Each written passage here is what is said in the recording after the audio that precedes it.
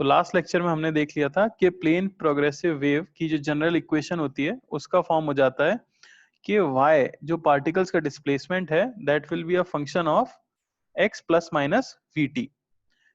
तो प्लस कब होता है? जब आपकी जो वेव है वो नेगेटिव x डायरेक्शन में मूव कर रही हो, और माइनस कब होता है? जब वो पॉजिटिव x डायरेक्शन में मूव कर रही हो।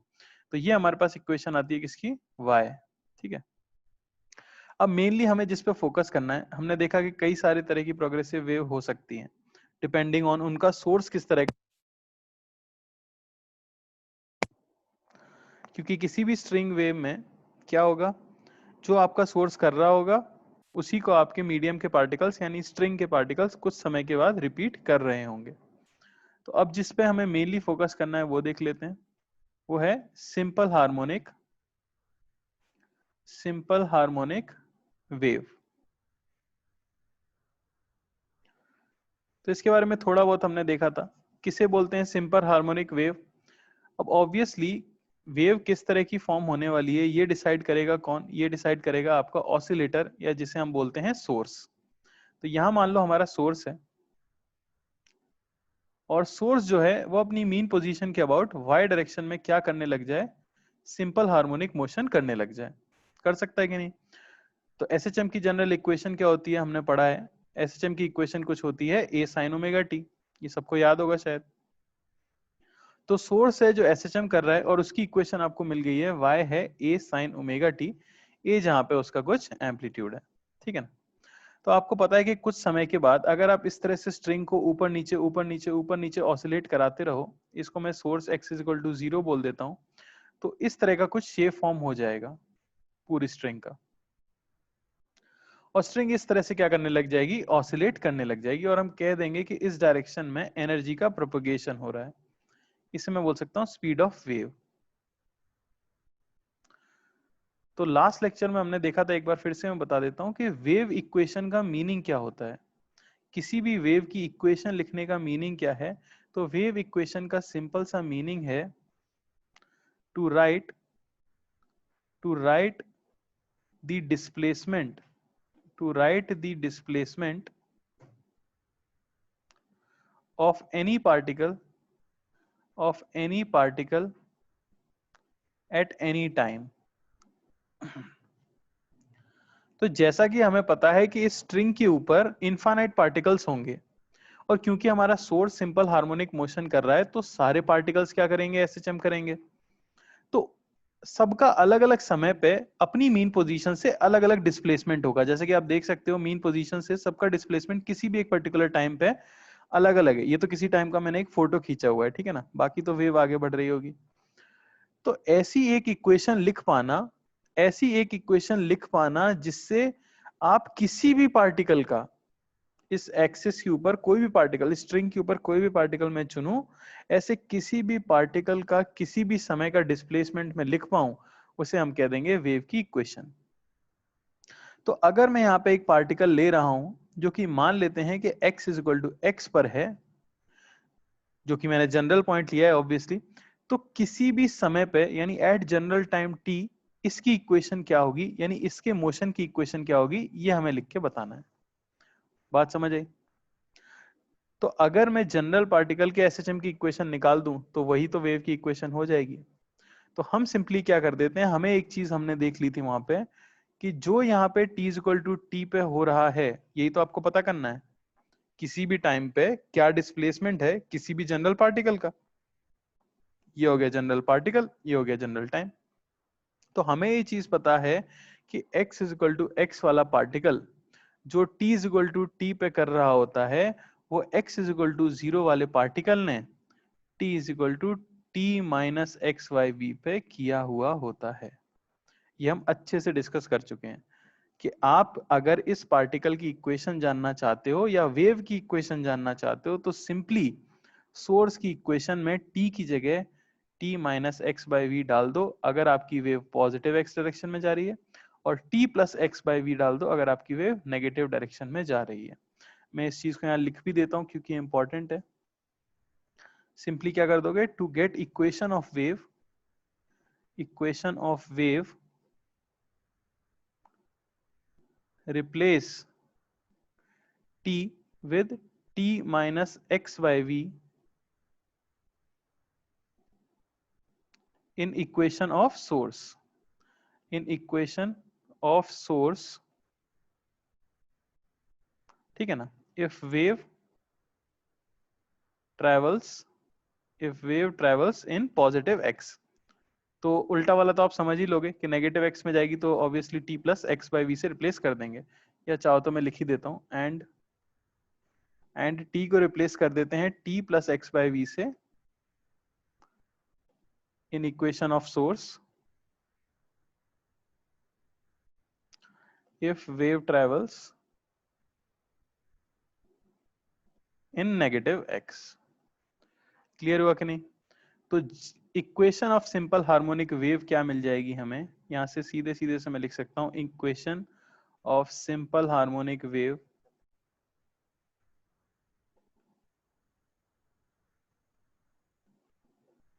SHW,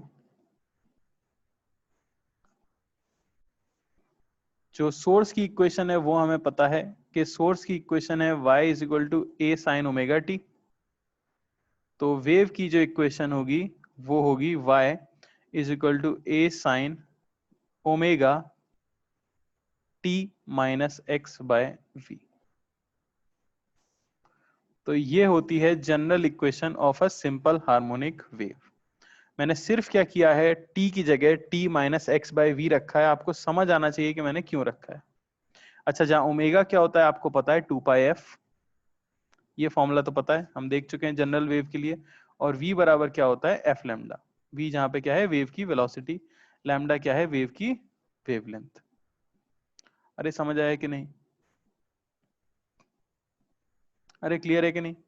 एक ये फॉर्म सबसे ज्यादा फेमस है, इस फॉर्म में आपको दिख जाए चीजें। दूसरा फॉर्म जो बहुत ज्यादा फेमस है वो यही है कि मैं ओमेगा को लिख दूं 2πf, तो a साइन ओमेगा को मैंने लिख दिया 2π और f को अंदर भेज दिया, तो यहाँ क्या हो गया, F T minus F X by V. बात समझ आ रही है? इसको लिख देते हैं y is equal to a sine 2π t by t। ये मैंने क्या किया, मैंने f को लिख दिया 1/t, जहां t है time period of SHM, time period of SHM of particle. अरे बात समझ आई कि नहीं? ठीक है ना? और ये क्या होता है, v बराबर एफ लैम्डा होता है, तो आप देख सकते हो कि f बाय वी की वैल्यू क्या हो जाएगी, 1/λ। तो ये दूसरा फॉर्मेट है जो कि फेमस है। इस तरीके से अगर आपको इक्वेशन दी गई हो तो आपको पहचान जाना पड़ेगा कि क्वेश्चन में कहाँ लैम्डा दिया है, कहाँ टी दिया है। ठीक है ना? 2π अगर कॉमन लिया हुआ है इसका मतलब ये हो सकता है। और एक फॉर्म भी फेमस है, ये आपका सेकंड फॉर्म हो गया, पहला फॉर्म वो था, सेकंड फॉर्म ये है। और तीसरा फॉर्म होता है जिसमें कि a साइन ओमेगा तो यहाँ पे रहता ही है हमारा, ठीक है ना, और v को हम एलसीएम में ले लेते हैं, तो यहाँ हो जाता है वी टी माइनस एक्स। ठीक है ना? तो यहाँ ऑब्वियसली क्या आ जाएगा, v ओमेगा बाय v। तो y हमें मिल जाता है a sine omega by v। Omega by v को हम क्या लिख सकते हैं, ओमेगा हो जाएगा 2πf, तो ये वही चीज हो जाएगी 2π by lambda into v t minus x. तो ऐसे किसी भी फॉर्म में दिया हो तो पहचानना पड़ जाएगा कि कहाँ क्या चीज लिखी हुई है। क्लियर है क्या सभी को? क्लियर है क्या? ठीक है। अब जो सबसे ज्यादा हम यूज करने वाले हैं, मोस्ट कॉमन जो हम यूज करेंगे वो देख लो। ये सब तो मेंस वगैरह में आपको कंफ्यूज करने के लिए दिया जा सकता है बस। तो वो है a sine omega T minus X by V, ये हमारे पास आ गया था। तो y is equal to a sine omega को अंदर भेज दो, omega T minus omega by V into X. ये फॉर्मेट हम सबसे ज्यादा यूज करते हैं और इसे लिखा इस तरह से जाता है a sine omega T minus के x. a sine omega T minus के एक्स, जहां k कहलाता है आपका वेव नंबर। क्या कहलाता है? Wave number. है क्या के? एक्चुअली के सिंपली आपका ओमेगा बाय वी है, यानी 2 पाई एफ बाय वी है, और एफ बाय वी लैम्डा होता है, यानी 2 पाई बाय लैम्डा है। बहुत इंपॉर्टेंट है, के का भर यूज होने वाला है, इसलिए इसे ध्यान से समझना कि हमने किस चीज को लिखा है, हमने ओमेगा बाय वी को लिखा है। तो ये बेसिकली क्या बता रहा होता है आपको? वेव नंबर बता रहा होता है किसी भी वेव का। क्लियर है क्या?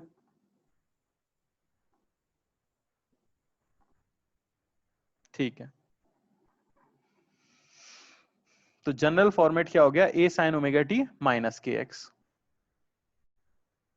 मैं इसको लिख भी देता हूं, general form of a simple harmonic wave is y is equal to a sine omega T plus minus के एक्स। अच्छा, प्लस कब होगा, माइनस कब होगा, ये अब आप समझ गए होगे शायद। लिख देते हैं एक बार। प्लस कब यूज होगा?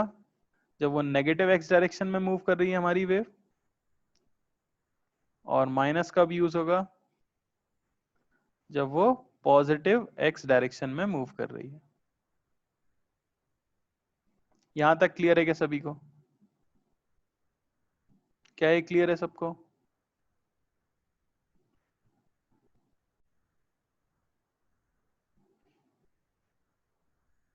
चलें आगे।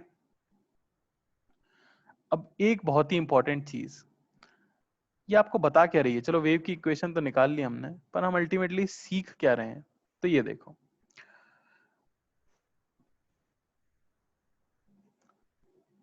तो एप्लीकेशन क्या क्या है main? Application of simple harmonic wave या जनरल कोई भी वेव की इक्वेशन। जैसे आपकी क्वेश्चन है y is equal to A sine omega T minus के एक्स। क्या आप मुझे बता सकते हो इस इक्वेशन में कितने वेरिएबल हैं? इस इक्वेशन में कितने वेरिएबल हैं? इस इक्वेशन में कितने वेरिएबल हैं? दो वेरिएबल हैं, एक तो टाइम वेरिएबल है और एक एक्स वेरिएबल है। ठीक है ना? एक तो टाइम वेरिएबल है आपका और एक एक्स वेरिएबल है इस वेव की इक्वेशन में। अगर मैं क्या करूं, इफ x इज फिक्स्ड, अगर आपने x फिक्स कर दिया तो फिर क्या होगा? ओनली वन वेरिएबल रह जाएगा। कौन सा वन वेरिएबल रह जाएगा? जिसे आप कह सकते हो टाइम। सिर्फ एक क्या वेरिएबल रह जाएगा? टाइम वेरिएबल रह जाएगा। देखो जरा ध्यान से, x फिक्स करने का मतलब क्या हुआ? x फिक्स करने का मतलब हुआ कि आपने इस स्ट्रिंग के ऊपर, ये आपका x इज इक्वल टू 0 है, आपने स्ट्रिंग के ऊपर एक पार्टिकल फिक्स कर दिया। कर दिया कि नहीं? तो अगर आपने पार्टिकल फिक्स कर दिया तो इस पार्टिकल का y कोऑर्डिनेट सिर्फ किसका फंक्शन होगा? टाइम का ही तो फंक्शन होगा, क्योंकि ये पार्टिकल अपनी मीन पोजीशन के अबाउट क्या कर रहा होगा? सिंपल हार्मोनिक मोशन कर रहा होगा। बात समझ आ रही है कि नहीं? यानी कि अगर मैं वेव की इक्वेशन में, अगर मैं वेव की इक्वेशन में x फिक्स कर दूं, यानी कोई पार्टिकल फिक्स कर दूं, मैं कह दूं कि 2 मीटर वाला पार्टिकल, x की वैल्यू 2 पुट कर दो। अगर मैं पार्टिकल पुट कर दूं, उसका कोऑर्डिनेट पुट कर दूं, तो मुझे किसकी इक्वेशन मिल जाएगी? एसएचएम की इक्वेशन मिल जाएगी, क्योंकि सिर्फ टाइम वेरिएबल रह जाएगा। तो इफ x इज फिक्स्ड, ठीक है ना, then only one variable remains time. यानी कि मैं ये सिंपली इससे क्या कह सकता हूं कि wave equation is converted to equation of simple harmonic motion of particle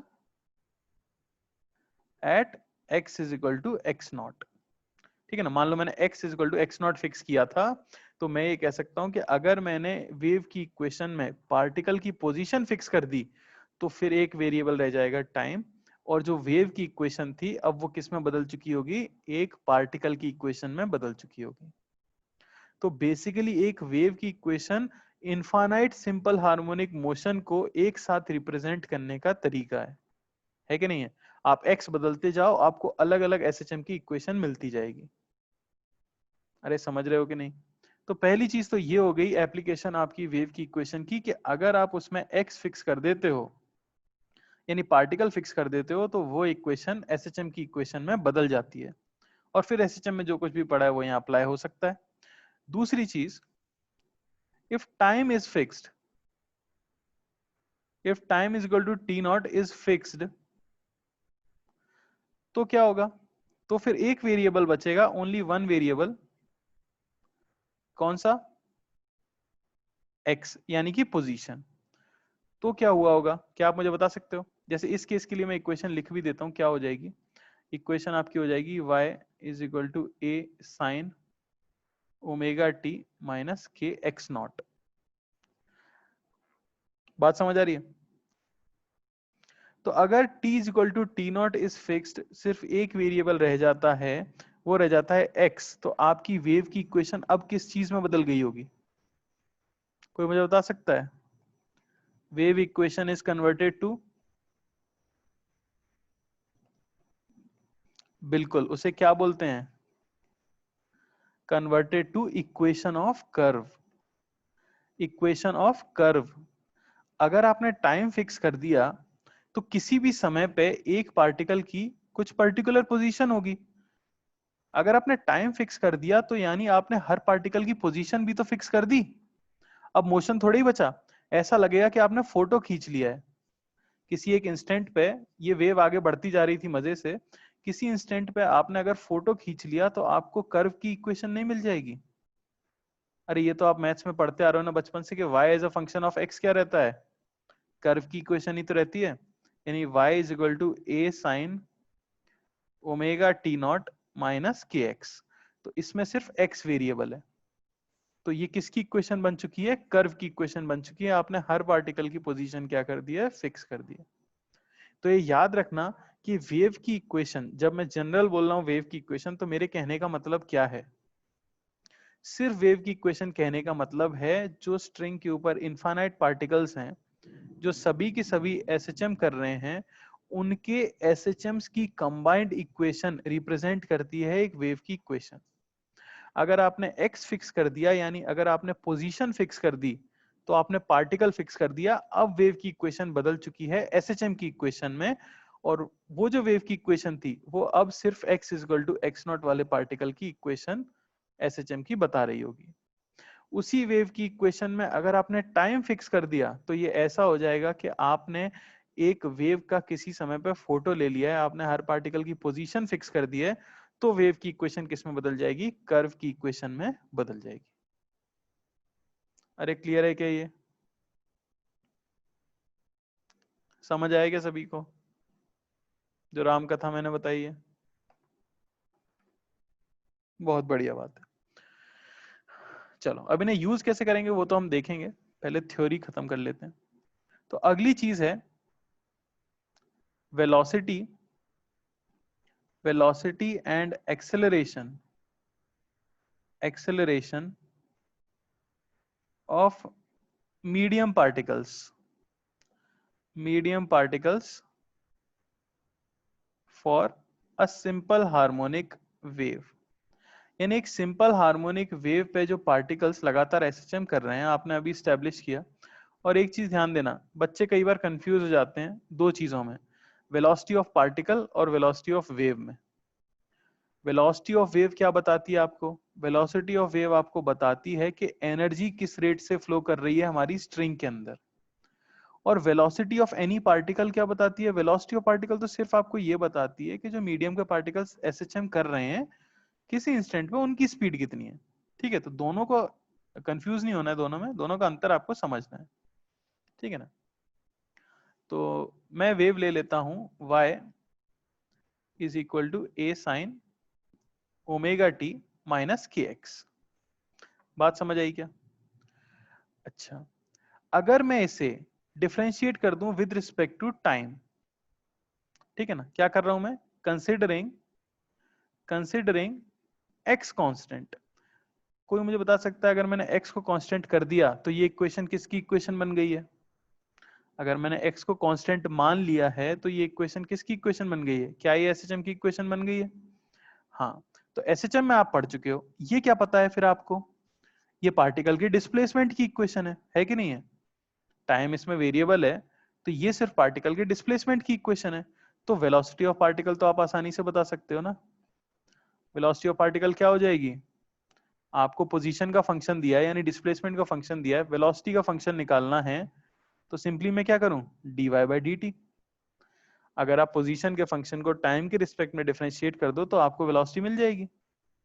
बस x को कांस्टेंट मानते हुए इसे मैं डिफरेंशिएट कर देता हूं, तो ये मुझे कितना मिल जाएगा, ये मिल जाएगा a omega cos omega t minus के एक्स। बात समझ आई क्या सभी को? मैंने सिर्फ क्या किया, पार्टिकल की एसएचएम की इक्वेशन निकाली और इसे डिफरेंशिएट कर दिया। अब ये तो एसएचएम में हम पढ़ चुके हैं, क्या फॉर्मूला पढ़ चुके हैं कि वेलोसिटी ऑफ पार्टिकल ये भी होती है omega under root of a square minus x square, यहाँ पे y लिखा है तो y स्क्वायर लिख देते हैं, ठीक है ना। मैक्सिमम वेलोसिटी ऑफ पार्टिकल क्या होती है, ए ओमेगा होती है, ठीक है ना। कहाँ पे होती है, एट मीन पोजीशन होती है। मिनिमम वेलोसिटी ऑफ पार्टिकल क्या होती है, जीरो होती है। कहाँ पे होती है, एट एक्सट्रीम होती है। अरे भाई बात समझ आ रही है कि नहीं, बात समझ आ रही है? ये रिलेशन हमें सिर्फ याद रखनी है, हालांकि यहाँ इसकी जरूरत नहीं पड़ेगी। अभी सिर्फ मैं जो बोल रहा हूँ वो आपको समझ आना चाहिए। मैंने कैसे ये निकाला ये आपको समझ आ गया होगा शायद, ये नहीं भी पता तो चलो इसकी जरूरत नहीं पड़ेगी। अच्छा, अगली चीज, इफ टाइम इज कांस्टेंट, अगर टाइम को कांस्टेंट मान लिया जाए तो फिर क्या हो जाएगा, तो फिर जो y is equal to A sine omega T minus के एक्स है, ये बदल चुकी है इक्वेशन ऑफ कर्व में। इक्वेशन ऑफ कर्व का मतलब ये हुआ कि जो कर्व किसी भी समय पे कुछ बन रहा होगा उसकी ये इक्वेशन है। अगर मैं इसे डिफरेंशिएट कर दूं x के रिस्पेक्ट में, क्योंकि टाइम तो कांस्टेंट कर दिया तो सिर्फ एक वेरिएबल बचा है आपके पास, क्या, x। तो मैं क्या निकाल रहा हूं बेसिकली, अगर मैं dy बाई डी एक्स निकालता हूं तो मैं क्या निकाल रहा हूं, स्लोप।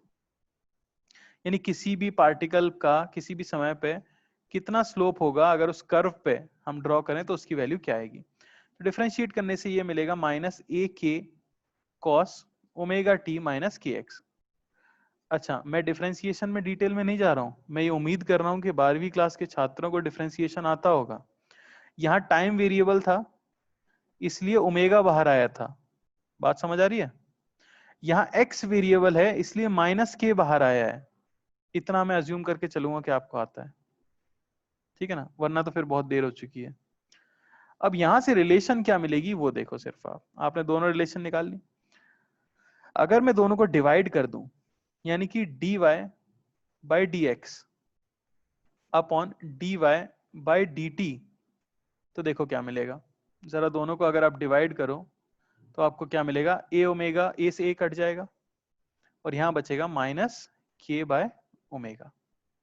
बस ये बचने वाला है, बाकी कॉस वाली चीज तो पूरी कटी जाएगी।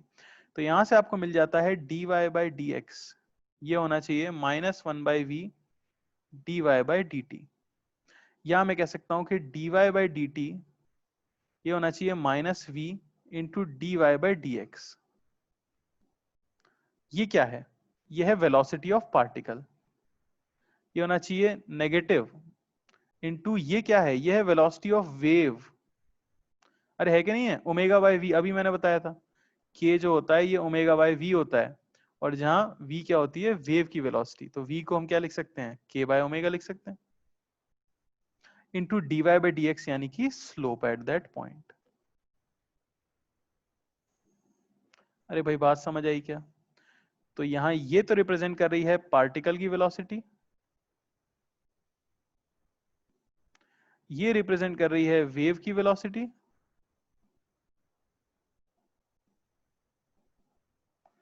और ये रिप्रेजेंट कर रहा है slope at any point, slope at any point on curve. इससे ना काफी इंटरेस्टिंग और अच्छा सा क्वेश्चन बनता है, ठीक है, देखते हैं कैसा क्वेश्चन बनेगा। पहले हम एक्सीलरेशन और निकाल लेते हैं, ये वेलोसिटी की रिलेशन बहुत इंपॉर्टेंट है, मैं बोलूंगा रट लेनी है आपको, ठीक है। अच्छा, एक्सीलरेशन तो निकाल ही सकते हैं, एक्सीलरेशन ऑफ पार्टिकल बड़ा ही आसान है, वेलोसिटी का फंक्शन निकाल चुके हो, तो एक्सीलरेशन क्या हो जाएगा, d two y by d t square, double differentiation कर दें तो minus omega square a sine omega T minus के एक्स, और एक्सीलरेशन मिल जाएगा माइनस ओमेगा स्क्वायर वाई, ठीक है ना। ये बोल सकते हैं, वही जो एसएचएम में आता था फॉर्मूला, सिर्फ आपको याद रखना है। मैक्सिमम क्या हो जाएगा एक्सेलरेशन, तो मैक्सिमम एक्सेलरेशन हो जाएगा ओमेगा स्क्वायर ए जहां पे एम्पलीट्यूड है। कहाँ होता है मैक्सिमम एक्सेलरेशन? Eight extreme. ये सारी चीजें तो पढ़ चुके हैं हम। ए मिनिमम क्या होता है? जीरो। कहाँ होता है? At mean. ठीक है ना।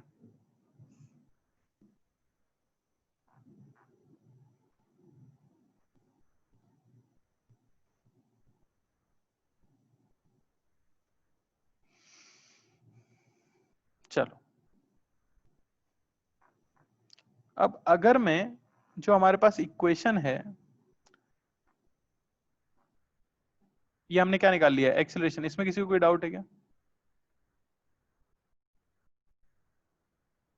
ठीक है, तो काफी है ये।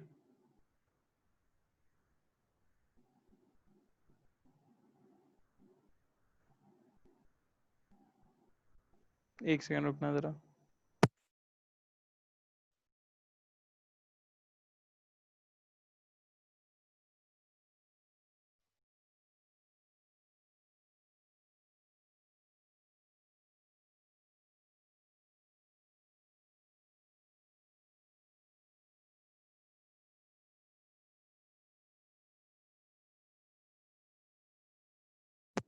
अरे ये क्या हो गया भाई? कोई पूछ रहा है कि ऐसे सिंपल हार्मोनिक वेव कभी ट्रांसवर्स हो सकती है क्या? बेटा ट्रांसवर्स ही तो चल रही है। स्ट्रिंग वेव ट्रांसवर्स है, ये तो चैप्टर की शुरुआत में बताया है। मीडियम पार्टिकल्स परपेंडिकुलर ही तो ऑसिलेट कर रहे हैं।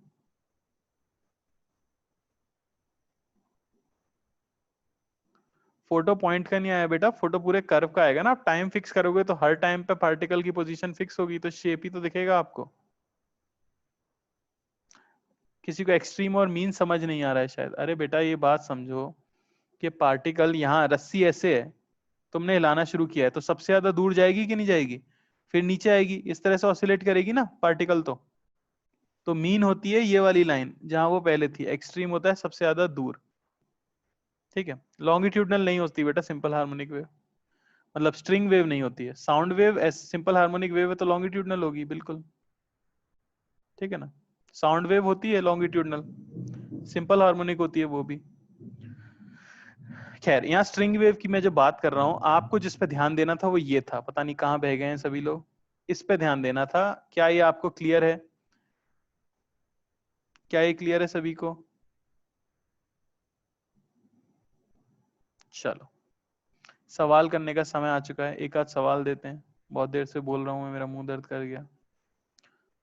ठीक है, तो क्वेश्चन है कि अ simple harmonic wave travels in positive x direction, has amplitude 15 centimeter, wavelength 40 centimeter, and frequency of 8 hertz. Find angular wave number,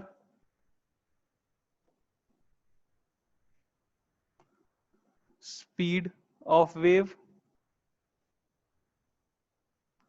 और maximum particle speed. Maximum particle speed बताइए यहां तक।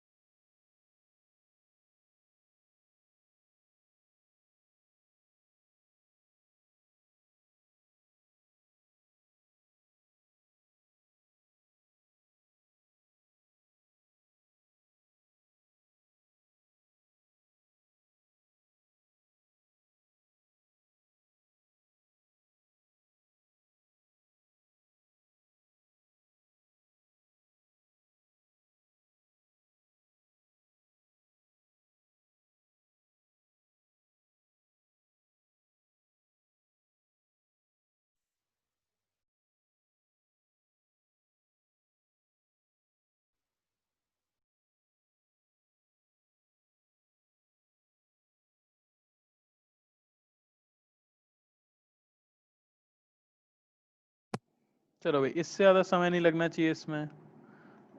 कुछ करना ही नहीं था आपको। पॉजिटिव एक्स डायरेक्शन में जा रही है, एम्पलीट्यूड दिया हुआ है, तो क्या क्या दिया है वो देख लेते हैं पहले। एम्पलीट्यूड दिया गया है 15 सेंटीमीटर, लैम्डा दिया गया है 40 सेंटीमीटर, और फ्रीक्वेंसी दी गई है आपको 8 हर्ट्ज।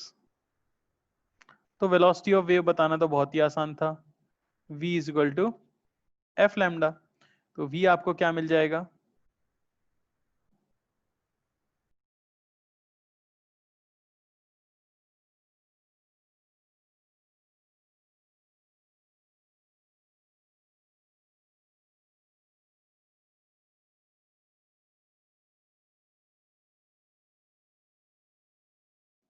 हेलो, आवाज आ रही है सभी को?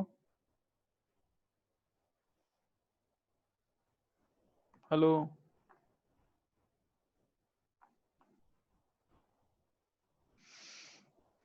कोई सुन पा रहा है भाई?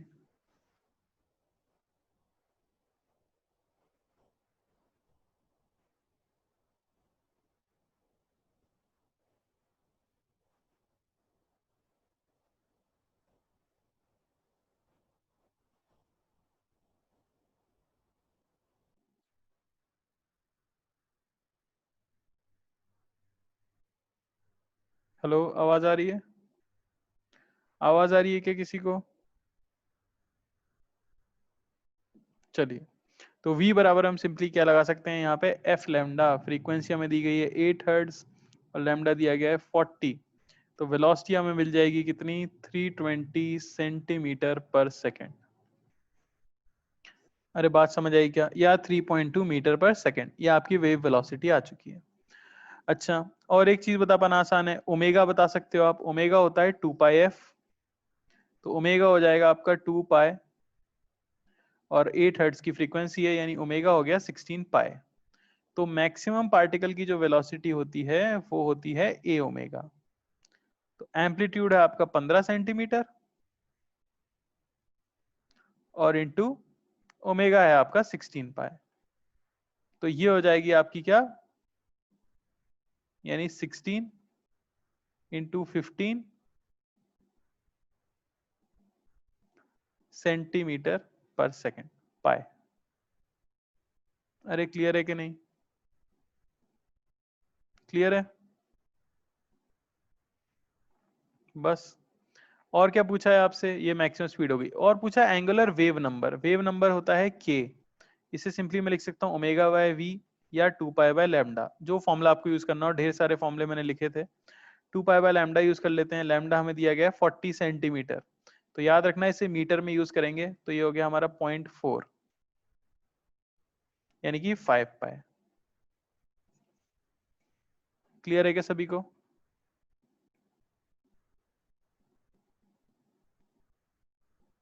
अरे बोलो, क्या है क्लियर है सभी को? नेक्स्ट क्वेश्चन पे चलें।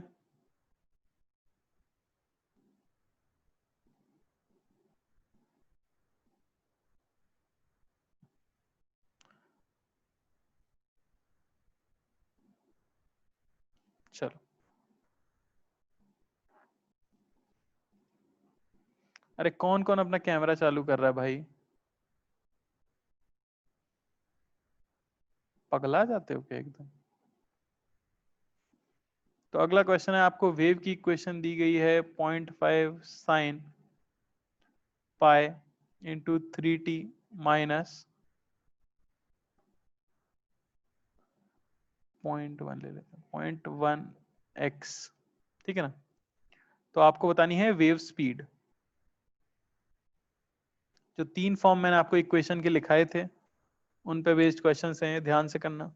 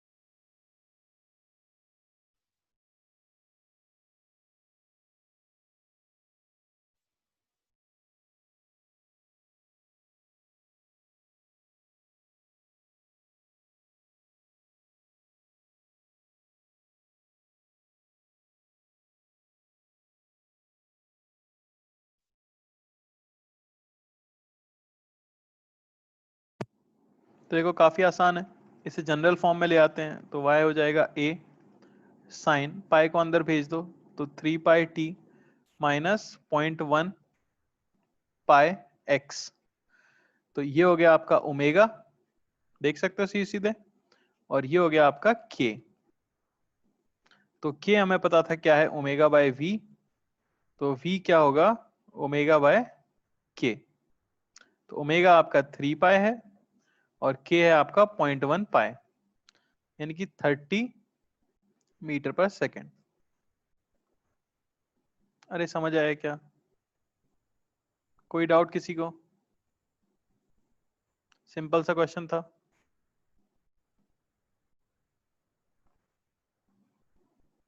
क्लियर है?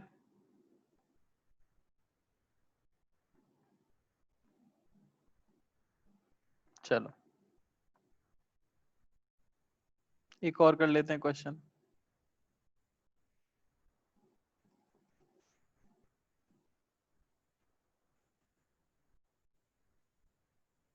ठीक है, तो इक्वेशन ऑफ वेव है y 6 sine 600t minus 1.8x। ठीक है ना? तो आपको बताना है सबसे पहले तो ratio ratio of displacement amplitude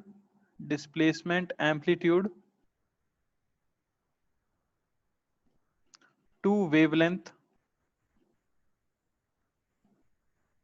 ठीक है ना? और दूसरा आपको बताना है ratio of velocity amplitude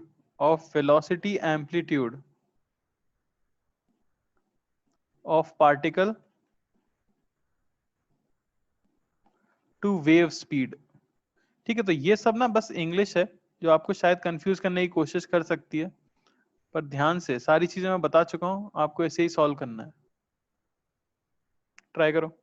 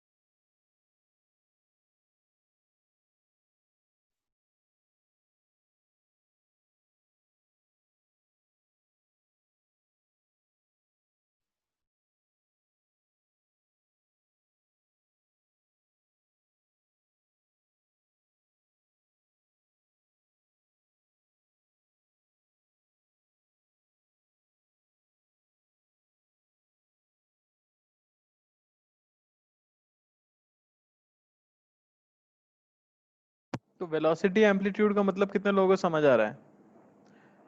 velocity amplitude का मतलब कितने लोगों को समझ आ रहा है? किसी भी चीज का एम्पलीट्यूड का मतलब होता है मैक्सिमम होना उस चीज का। समझ आ रही है बात? तो वही बताना है बस आपको। Basically maximum velocity of particle to wave speed का रेशियो आपको चाहिए था।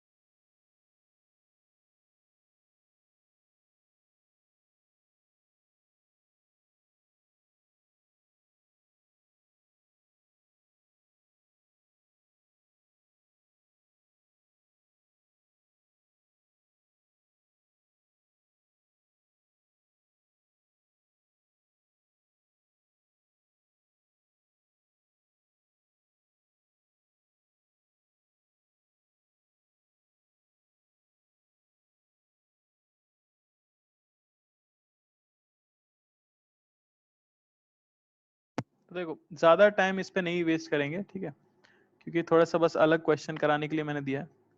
तो आपको देखो y बराबर क्या दिया हुआ है, 6/x² + 3। आप बस ये सोचो कि आपका प्रोग्रेसिव वेव का फॉर्मेट क्या रहता था। आपका प्रोग्रेसिव वेव का फॉर्मेट रहता क्या है, y is a function of x plus minus v T. तो यही तो बात है।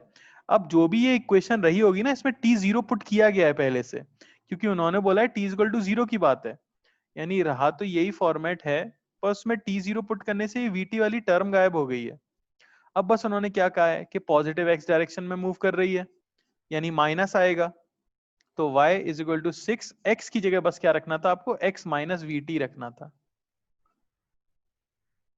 अरे भाई बात समझ आई क्या, x की जगह बस क्या रखना था, x माइनस वी टी रखना था, क्योंकि आपको स्पीड पता है। इसी के अंदर टी जीरो पुट करने पे देखो ऊपर वाला फंक्शन आ रहा है कि नहीं आ रहा है। तो ये याद रखना कि अगर उन्होंने आपको बोला है कि प्रोग्रेसिव वेव है, तो उसमें फॉर्मेट होना चाहिए x plus minus v T का, उसके ऊपर बेस्ड था ये क्वेश्चन। अरे क्लियर है कि नहीं, प्रोग्रेसिव वेव जो हमने पहले पढ़ा था तो नहीं है ना सिंपल हार्मोनिक वेव, किसने बोला था सिंपल हार्मोनिक वेव है, बिल्कुल नहीं सिंपल हार्मोनिक वेव, पर प्रोग्रेसिव वेव तो है ना, कल जो हमने पढ़ा था प्रोग्रेसिव वेव है कि नहीं है। बस तो क्वेश्चन पढ़ो उसके हिसाब से करो। जैसे देखो एक और कर लेते हैं ऐसे ही, अगर दिक्कत आ रही है तो देखो, हर क्वेश्चन को सिंपल हार्मोनिक वेव नहीं मानना है। जैसे ये देखो, मान लो y दिया हुआ है आपको 8e⁻³ ठीक है ना। तो आपको इसमें बताना है कि find wave speed, find wave speed बता सकते हो क्या आप, इसमें हमें वेव की स्पीड बतानी है, बता सकते हैं क्या।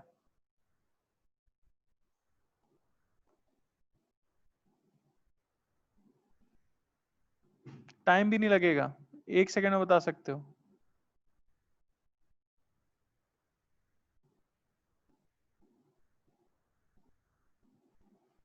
बस आपको फॉर्मेट ही तो लाना था, तो क्या कर दोगे सीधे से, y=8 e⁻³ कॉमन ले लो, तो ये बन जाएगा x-4/3t। तो x minus v t, v क्या हो गया 4/3। 4 मत आंसर देना भाई, कई लोग 4 आंसर दे रहे हैं, उसके लिए x अकेला होना चाहिए। x माइनस वी टी में x अकेला होना चाहिए, x plus minus v T format है, ये नहीं ax plus minus v T format नहीं है, x के साथ कुछ नहीं होना चाहिए, इसलिए मैंने 3 कॉमन ले लिया था अपने फॉर्म में बनाने के लिए। अरे क्लियर हुआ कि नहीं,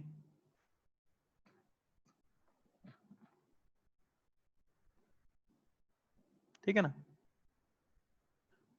3 कुछ भी हो सकता है, ओमेगा नहीं है यहाँ पे, ओमेगा तो भाई सिंपल हार्मोनिक वेव में आया था। अभिरूप तुम कहाँ कंफ्यूज हो रहे हो भाई, ओमेगा तो सिंपल हार्मोनिक वेव में आया था, प्रोग्रेसिव वेव के लिए तो x plus minus v T होता है ना, कुछ भी मतलब।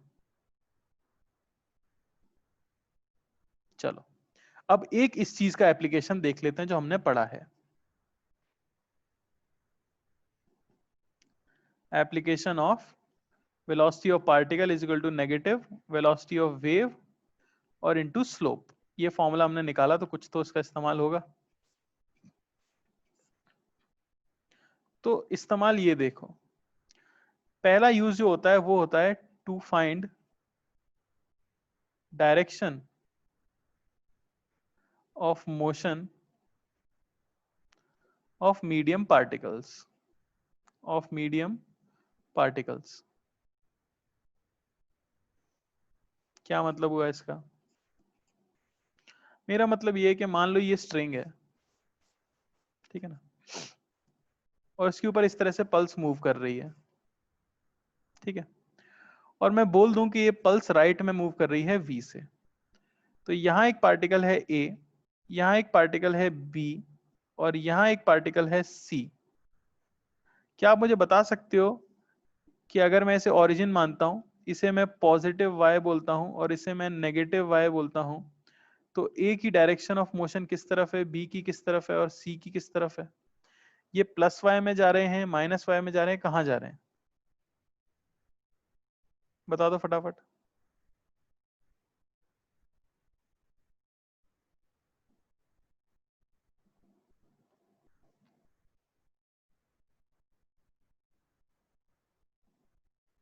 हमें बताना है डायरेक्शन ऑफ मोशन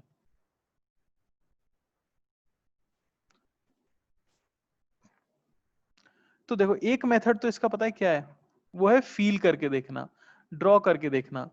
आप ऐसा जानते हो कि थोड़ी देर के बाद ये पल्स आगे बढ़ जाएगी, तो ये जो हाईएस्ट पॉइंट यहां है थोड़ी देर के बाद ये वाला पॉइंट हाईएस्ट पॉइंट होगा, तो थोड़ा थोड़ा वेव को क्या करो आगे बढ़ा दो बस, ठीक है ना। थोड़ा थोड़ा वेव को क्या करो आगे बढ़ा दो। तो ये आर्टिस्टिक मेथड है, इसमें कला का इस्तेमाल हो रहा है, आप कितना विजुलाइज कर पा रहे हो इसका इस्तेमाल हो रहा है, पर ऐसा करना कोई जरूरी नहीं है क्योंकि थोड़ा सा मुश्किल लगता है लोगों को, ठीक है ना। तो अगर मैं बात करूं ए की, तो ए किधर आया, ए थोड़ा सा नीचे आ गया, बी कहां गया, बी थोड़ा सा ऊपर चला गया, और सी कहां गया, सी भी थोड़ा सा ऊपर चला गया। तो ये आपके विजुलाइज करने के ऊपर है। हमने क्या किया, स्लाइटली डिस्प्लेस्ड वेव बना ली, slightly displaced wave, slightly displaced wave बना ली और वहां से देख लिया कि पार्टिकल कहां गए होंगे। और दूसरा मेथड जो एकदम श्योर आंसर देगा वो ये है, क्या वेलोसिटी ऑफ पार्टिकल इस फॉर्मूले से निकालो, negative into velocity of wave और इंटू स्लोप। यहां से बस आपको साइन चेक करना है पार्टिकल की वेलोसिटी का कि नेट पॉजिटिव आ रहा है या नेगेटिव आ रहा है। तो सबसे पहले मैं अगर देखूं ए के लिए, तो अगर मैं कर रहा हूं फॉर ए, स्लोप कैसा है ए पे, स्लोप कैसा है, क्या आप देख सकते हो स्लोप कैसा है। तो ए के लिए स्लोप तो कैसा आ रहा है भाई, नेगेटिव।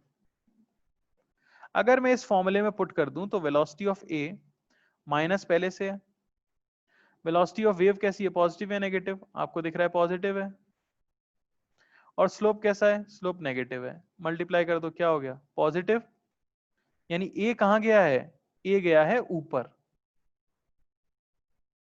बी की बात करें तो बी के लिए स्लोप कैसा है, बी के लिए स्लोप देखो, बी के लिए भी स्लोप कैसा आएगा, नेगेटिव आएगा। तो वेलोसिटी ऑफ बी मैं कह सकता हूं नेगेटिव इंटू वेव की velocity positive into slope negative, यानी कि पॉजिटिव, यानी बी कहां गया होगा, बी ऊपर गया होगा। सी के लिए स्लोप देखें तो सी के लिए स्लोप कैसा आया है, ये देखो सी के लिए स्लोप, सी के लिए स्लोप आया है पॉजिटिव, तो वेलोसिटी ऑफ सी ये जाएगा minus into velocity of wave plus, और स्लोप भी प्लस यानी कि नेगेटिव, यानी सी कहां गया होगा, सी गया है कहां पे, डाउन। अरे भाई बात समझ आई क्या। तो इस मेथड से आपको कर लेना चाहिए, इस मेथड से श्योरली आपका आंसर कैसा आएगा, सही आएगा। तो एक नेगेटिव हमेशा रहता है, वेव की वेलोसिटी देख लो कैसी है, स्लोप देख लो उस पॉइंट पे, उससे आप बता सकते हो ऊपर जा रहा है या नीचे जा रहा है।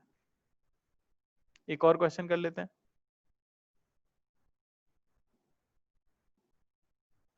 तो आपको भी बताना है, find direction of propagation.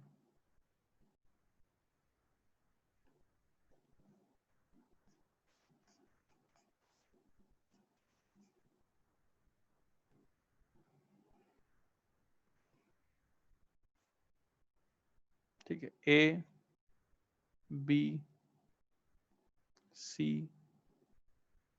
D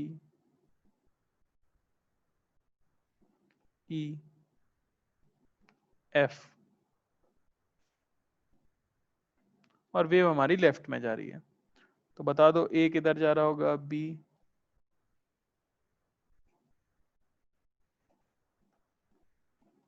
ये आपका प्लस वाई है और ये आपका माइनस वाई है। दोनों मेथड से उल्टा आंसर नहीं आ रहा है बेटा, एग्जैक्टली सेम आंसर आ रहा है। ऊपर देख लो जरा, ये हमारी नई पोजीशन थी सी की तो वो नीचे आया है, ये हमारी नई पोजीशन थी बी की तो वो ऊपर गया है, और ए जो मैंने थोड़ा डायग्राम गंदा बना दिया वरना वो भी कहाँ आया है, ऊपर गया है, ठीक है ना। ब्लू वाली नई पोजीशन है ना, तो सेम ही मेथड आ रहा है, सेम ही आंसर आ रहा है। थोड़ा ध्यान से देखा करो।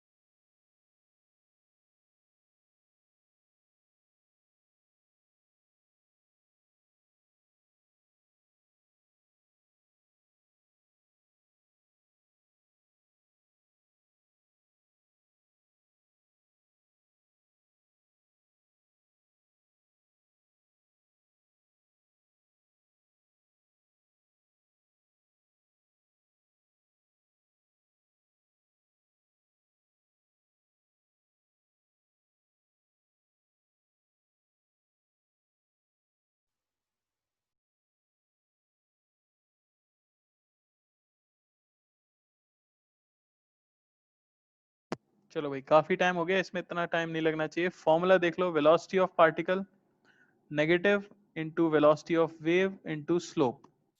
इनमें से ये दोनों तो सबके लिए कॉमन है, तो इनका साइन पहले ही देख लेता हूं। तो वेलोसिटी ऑफ पार्टिकल हो जाएगा माइनस वेव की वेलोसिटी माइनस इंटू स्लोप।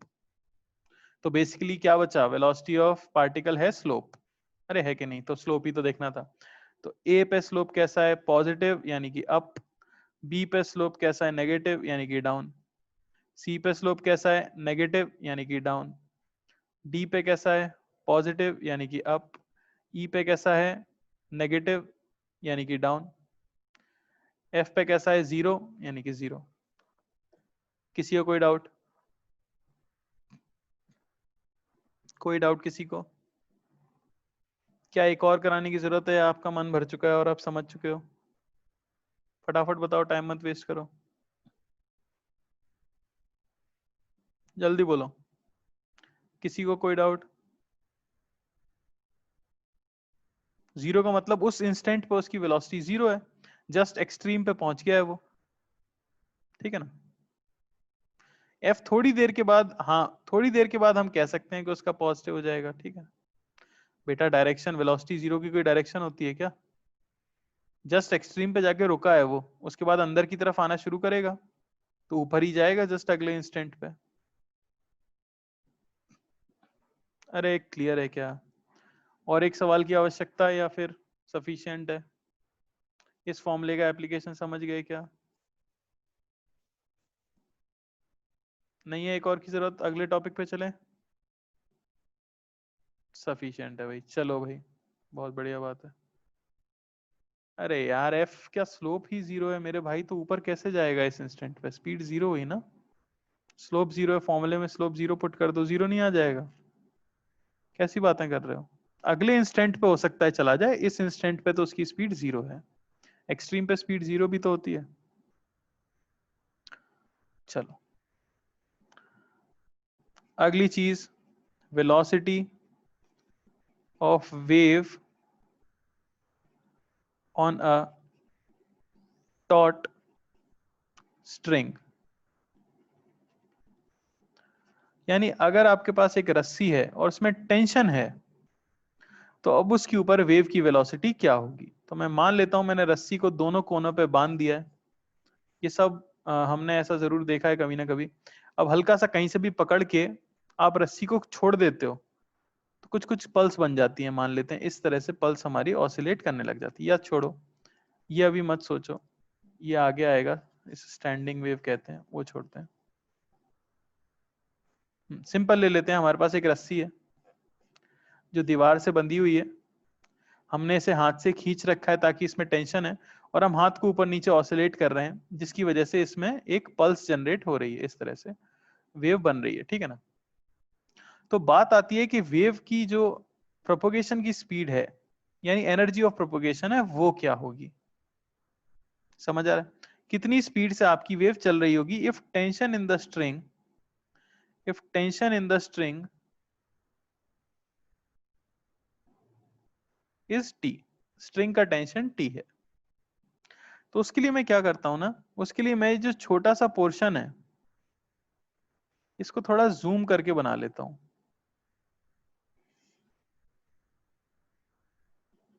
ठीक है। तो हमने अल्ट्रा जूम कर लिया इसे, भयंकर वाला। तो ये कुछ ऐसा दिख रहा है हमें, छोटा सा पोर्शन जो था, ठीक है। एकदम हाईएस्ट पॉइंट वाले ही ले लिया मैंने लगभग। अच्छा, तो इसके ऊपर टेंशन कहाँ लग रहा होगा, इधर टेंशन लग रहा होगा जस्ट, इधर टेंशन लग रहा होगा जस्ट। ऐसा तुमने किया है पहले, जो लोग भी पढ़ाई करते हैं जीवन में, जिन्होंने फिजिक्स पढ़ा है उन्हें याद आएगा, सर्कुलर मोशन में अगर एक लूप को घुमाएं तो उसके अंदर कितना टेंशन आएगा, ये पूछा जाता था, है कि नहीं। मैग्नेटिज्म में भी किया है सेम चीज, छोटा सा लेके BIR आंसर आया था, लूप के अंदर टेंशन, यूनिफॉर्म मैग्नेटिक फील्ड में अगर एक करंट कैरिंग लूप को रख दिया जाए तो। खैर, पढ़े लिखे लोगों की बातें सबके समझ में नहीं आती, ठीक है। मान लेता हूं ये एंगल थीटा है, ये एंगल भी थीटा है, समझ आ रहा है। अच्छा, इसका मास मैं मान लेता हूं DM है, मास मैंने मान लिया DM, जो छोटा सा एलिमेंट है उसका मैंने मास मान लिया DM। अच्छा, ये पूरा एलिमेंट जो है ये आगे जा रहा है कितनी स्पीड से, V से, ये हमें पता है। तो अब आप क्या देख सकते हो कि जो छोटा सा पोर्शन है ये ऑब्वियसली क्या कर रहा है, सर्कुलर मोशन जैसा बिहेव कर रहा है कि नहीं कर रहा। ये जो छोटा सा पोर्शन है इसकी स्पीड इस समय पे क्या है, v है। तो ऐसा मान सकता हूं कि ये सर्कल का पार्ट होगा, जो भी इसकी रेडियस मान लेता हूं मैं r है, मान लेते हैं। जिस सर्कल का भी पार्ट होगा तो उस पर सर्कुलर मोशन जैसा कर रहा है, उसकी वजह से इसके ऊपर क्या लगेगा, एक सेंट्रीफ्यूगल फोर्स लगेगा बाहर की तरफ, जिसे मैं कह सकता हूं dm v²/r। और नीचे की तरफ इस पे जो फोर्स लग रहा है वो कुछ इस तरह से लग रहा होगा, जो होगा t sin थीटा और t sin थीटा। तो यहां एक और टर्म दी रहेगी आपको म्यू, जिसे कहा जाता है mass per unit length of wire. Mass per unit length, ये आपको क्वेश्चन में बताया जाएगा। कोई बोल देगा कि हमारा जो हमने वायर यूज किया है उसका मास पर यूनिट लेंथ है 100। इसका मतलब क्या है, 1 मीटर लेंथ का वायर अगर आप लेते हो तो मास होगा 100 ग्राम, 2 मीटर लेते हो तो 200 ग्राम। ठीक है, खैर।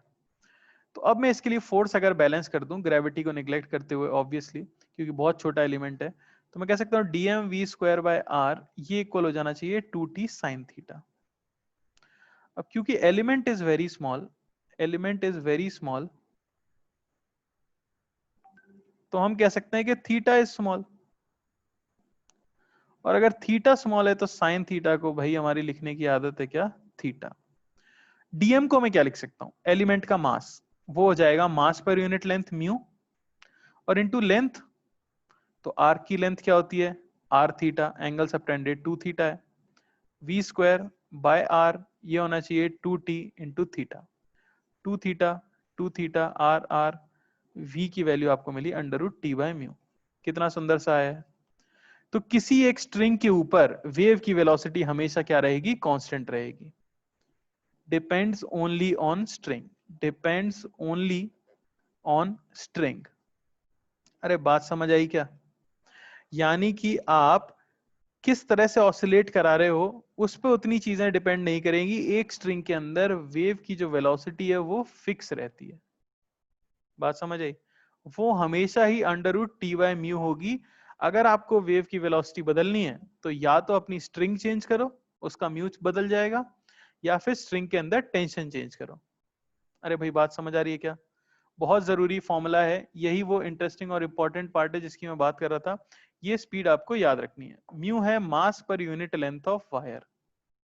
तो जिन लोगों ने भी जीवन में कोई भी स्ट्रिंग का इंस्ट्रूमेंट बजाया होगा, ठीक है ना, या अगर आप गांव में हो तो गांव में आपने ढोलक वगैरह बजाई होगी अगर, तो आप देखोगे कि हर जगह टेंशन एडजस्ट करने का एक ना एक टूल रहता है। गिटार के अंदर नॉब घुमा के हम स्ट्रिंग के अंदर टेंशन बदल सकते हैं। ढोलक के अंदर रिंग्स होती हैं, उनको कस के आप जो रस्सियां हैं उनको टाइट कर सकते हो। ठीक है ना, तो वो टेंशन चेंज करके आदमी अल्टीमेटली कर क्या रहा होता है, देखोगे ना आप, गिटार के अंदर 5 स्ट्रिंग है अगर, तो हर एक की थिकनेस अलग अलग रहती है क्योंकि हर एक का म्यू अलग अलग रहता है। सिमिलरली टेंशन हर एक में हम अलग अलग एडजस्ट करते हैं, क्योंकि आदमी जब स्ट्राइक करेगा तो वो तो कैसे भी स्ट्राइक कर सकता है, लेकिन जो वेव चले उसकी स्पीड फिक्स रहनी चाहिए। तो वो डिपेंड करती है सिर्फ किस पे, टेंशन पे और म्यू पे। बात क्लियर है क्या। तो अब सारी चीजें यहीं से शुरू होंगी, मेन ये वाला पोर्शन पूरा अलग जैसा हो जाता है। इससे पहले जो इक्वेशन इक्वेशन में हम घुसे हुए थे वो पोर्शन अलग हो जाता है। ज्यादा इंपॉर्टेंट यहीं से है। तो आपको सिर्फ क्या याद रखना है कि किसी भी एक गिवन स्ट्रिंग के लिए velocity of wave on that string constant रहेगी, वैल्यू होगी उसकी √t/μ। अगर आप टेंशन बदलते हो तो बदलेगी, म्यू बदलते हो तो बदलेगी, वरना नहीं बदलेगी। क्लियर है क्या। ऑब्वियसली अगर टेंशन नहीं है आपकी स्ट्रिंग में तो वेलोसिटी चल नहीं, मतलब वेव उसमें चल नहीं सकती। क्या है क्लियर है सभी को, अरे बोलो। ठीक है, तो आज यहीं तक रखेंगे, आज यहाँ पे एंड कर रहे हैं, यहीं से कंटिन्यू करेंगे। ठीक है, काफी सारी चीजें आएंगी आगे, ऑर्गन पाइप वगैरह, पर सारी चीजें इसी पे बेस्ड हैं। ठीक है।